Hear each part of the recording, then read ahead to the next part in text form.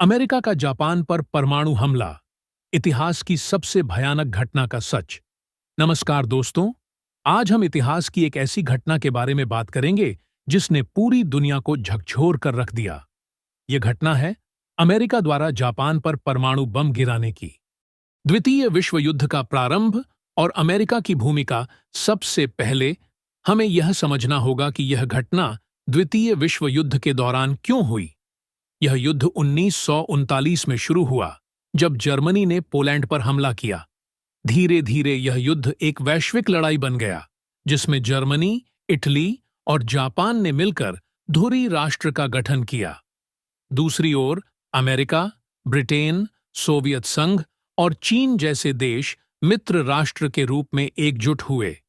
Japan ने 7 दिसंबर 1941 को Pearl Harbor पर हमला कर अमेरिका को सीधे युद्ध में घसीट लिया। इस हमले के बाद अमेरिका ने जापान के खिलाफ जवाबी कार्रवाई की योजना बनाई और इसका सबसे भयानक परिणाम था परमाणु हमला। परमाणु बम का विकास और मैनहट्टन प्रोजेक्ट। अमेरिका ने 1942 में मैनहट्टन प्रोजेक्ट नामक एक सीक्रेट मिशन शुरू किया। इस मिशन का मकसद परमाणु बम का निर्माण करना था।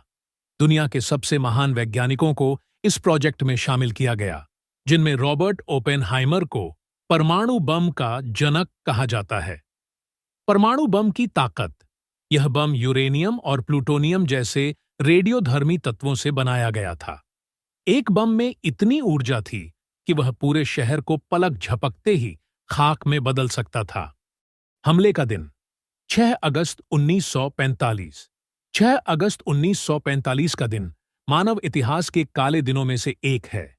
इस दिन अमेरिका ने जापान के हिरोशिमा शहर पर पहला परमाणु बम गिराया। इस बम का नाम था लिटिल बॉय। हिरोशिमा पर हमले का असर।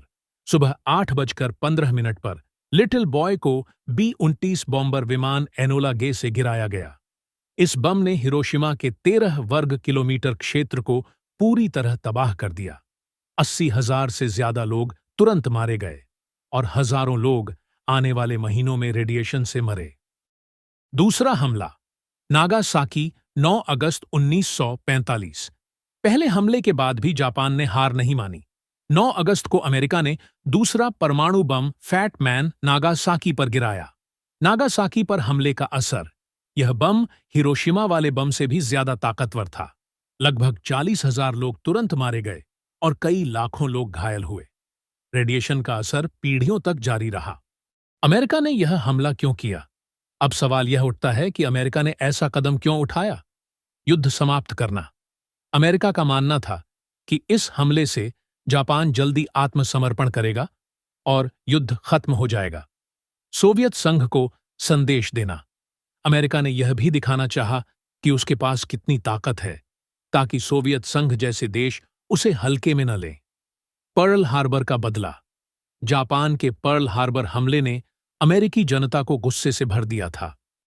परमाणु हमले के बाद की स्थिति। परमाणु हमले के बाद जापान ने 15 अगस्त 1945 को आत्मसमर्पण कर दिया। इस आत्मसमर्पण ने द्वितीय विश्व युद्ध को समाप्त कर दिया। जापान की तबाही। दोनों शहरों में कुल मिलाकर 2 लाख से ज्यादा लोग मारे गए। लाखों लोग विकलांग हो गए। रेडिएशन का असर बच्चों के जन्म तक दिखा। दुनिया पर असर। इस घटना ने दुनिया को दिखाया कि परमाणु हथियार कितने खतरनाक हो सकते हैं।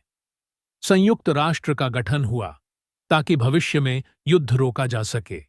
कई देशों ने परमाणु हथियार बनाने की होड़ शुरू कर दी। क्या यह हमला सही था? यह सवाल आज भी विवाद का विषय है। कुछ लोग मानते हैं कि यह हमला अनिवार्य था, क्योंकि इससे युद्ध खत्म हुआ।